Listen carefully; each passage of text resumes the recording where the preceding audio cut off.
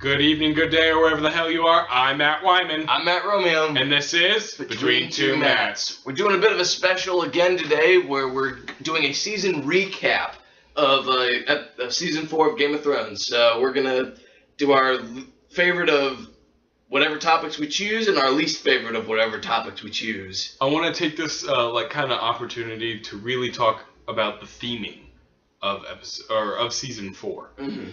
Where Season 1, you kind of get like an introduction. Season 2, you can kind of tell that everything's changing. Season 3, it's, oh my god. Empire Strikes Back every episode. Yeah, every episode is just like, oh my god, I didn't see that coming. Season 4 is very confusing. And I think Phantom Menace every episode. It's kind of Phantom Menace-y every episode. You kind of don't... Because we have this broader picture that they want to go for, but they're not going for it yet. And you're also getting random characters thrown in on random episodes. Like, my favorite example was, we were actually just talking about this, is Bran. Bran is in the first 2 episodes. And then he's not even in the first episode. He's in episode 2. He's in the second episode. And then isn't in anything until episode 5. Yeah. And it's just really confusing. Another big thing is that you have random... like spigots of season or book 5 really in book 4 or in season 4, which makes it a little bit more confusing too. How much cooler would it have been if Theon just showed up in episode 5 and he was totally changed, like completely different? No, not even episode 5. The end of the season. End of this season. That would have been cool. I'd have been like, oh my god, he is now a slave to Ramsay Bolton. This is insane. Like, wow. His mind is broken. Completely. Like, he is Reek. He is not Theon anymore. That would have been a shocking reveal for a season finale. It's like... It would have been awesome. Also, I have, like, little problems with, instead of letting the imagination kind of, like, run wild with stuff, like, example, certain deaths and stuff like that, you get a full depiction, but instead of like a full depiction, you get like a completely choreographed scene from it. It's taking away from perfectly good plot points that could have been explained. Like, you know how Joffrey dies in episode 2, but then by episode 4, they completely explain who did it. Yeah. And then they re-explained it in episode 5 and 6. And it's like, that should have been explained next season. This should have been something we ponder the entire season. Or maybe, again, season finale. Yeah, season finale. It's like, oh, Peter Baelish, by the way, I orchestrated all of that. Mm-hmm. So, you're welcome.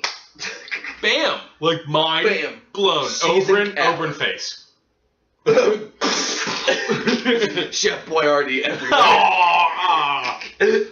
Okay, so now that I've kind of ranted a little bit about that, let's kind of talk about certain character development. Who was your favorite character in their development this season? My favorite character development of the season is Tyrion. Mostly, hands. I think that was everyone. True, but you see so much. First 2 episodes, you see him loving, like actually caring about his wife, which did you really expect that? No, because he's like, I love Shay, but now it's like, well, I'm married to this girl, so I guess I gotta take care of her. And you kind of see like the chemistry that they could have, and I almost wish that they had like waited just maybe an episode or 2 more to kill off Joffrey because of that, because then you would have seen more chemistry between this. And it would have been more of a shocker when she leaves him. Right, exactly. Because when she left him, I was like, okay, that's no surprise. She doesn't care about him at all. Yeah. Yeah. You also see, like, this random, like, Tywin that in Season 3, he was kind of defensive towards Tyrion, and then he just kind of 180'd and doesn't really even do anything. Like, Tyrion brought up in the season finale, you knew I didn't poison Joffrey, but you sentenced me all the same, and Tywin never explains why. He's just like...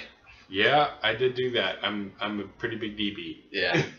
Yeah, but Tyrion had the biggest emotional range this entire season. He goes up, down, up, middle, up again, down again. It's really great. It's really cool, and it's awesome to see his vengeance at the end. And it's really great to see him at his lowest point. And the trial scene was his lowest low.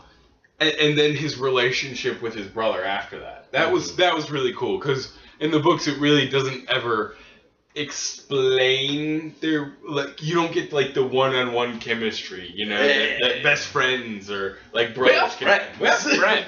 You just kind of get that. Yeah.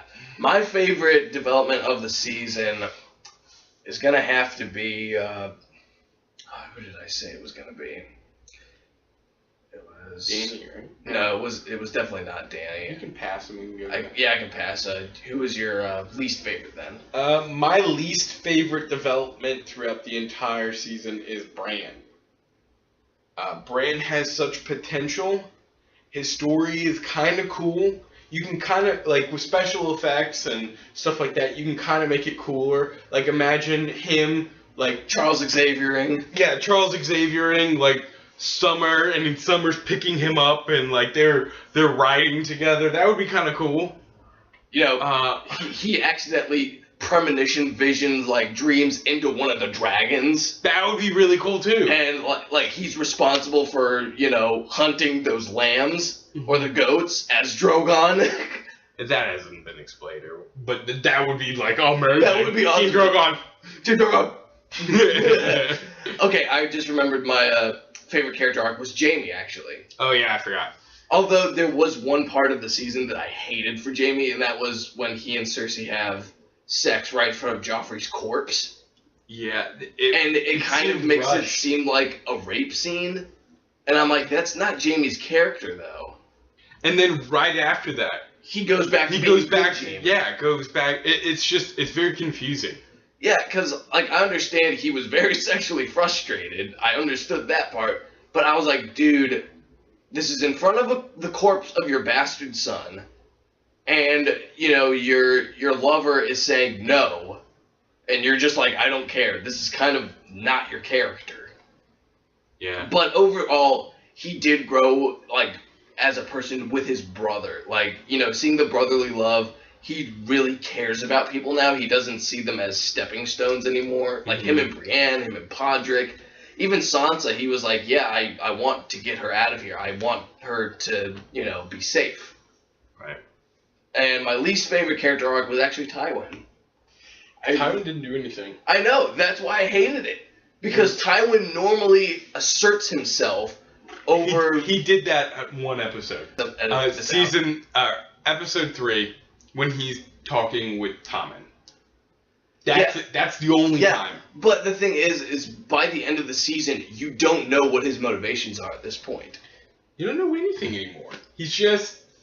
Like, he's just there. Yeah, he's kind of just there for Tyrion to kill him. And I'm like, he needed to explain to Tyrion why he had him sentenced, so that Tyrion could either be like, okay, I understand now, or, oh, you douche, dead. And I think that's my problem with this season, is that there's so many characters now that there's a lot that are kind of just there. Yeah, Tywin was just there. Lysa, just there. Although she was there for 2 episodes and then was just... yeah, again, that was kind of weird pacing, too. Weird pacing. I mean, all right, go ahead. Overall, season, go. Overall, the season wasn't as good as season 3. Season 3 was, like, I went into an emotional coma after episode 9 of season 3. This season, I never had anything close to that. Maybe because, you know, season 3 kind of, you know, brought me to the lowest low. I could never get any lower than that. But overall, I'm going to give it a 7. You know, it was good. It had its really good points, but it was not as good as they hyped it up to be. Unfortunately for me, there are certain characters that I could never give it a 7.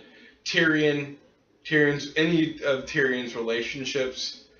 I mean, I should say Peter Dinklage. Peter Dinklage and Nikolai, whatever his last name is, I can never remember his last name. Something. They do such a good job that I just keep coming back to see how they're gonna step up their game, how they're gonna make this next episode even better. Oberyn needed more screen time. I loved Oberyn. He needed more character development as well. Because we got character development from him in the first episodes, like, this is his motivation. Then we go 5 episodes, and then he's a judge, and he's just... It's like throwing darts when you're blindfolded. You know, that's what this episode was. That's what this season was. Was like, okay, this is where Tyrion's going. Oh, he's got the trial. Okay, this is where Oberyn's going. Oh, head exploded. Arya. She's over there. Isn't it weird? Because wasn't it in the book the Mountain is supposed to die, but now it's like he might live? Yeah, he's supposed to be dead. He is dead. Like, dead. Yeah, I'm going, why are they all of a sudden saying, oh, he could be saved? He's supposed to be dead. Dead. Not like, oh, mostly dead, slightly alive. He's dead. He's been poisoned, and he's been stabbed in the chest heart area. Okay, what was your rating? My rating for this season is, unfortunately, it's Game of Thrones, so I can't give it anything under a 5. But I will give it a 7.2. Okay. It had the potential to be amazing, and it just kind of missed. Just kind of missed. Well, let's hope season 5 improves a little bit. But that wraps it up for this special season finale. Thank you for listening to the special.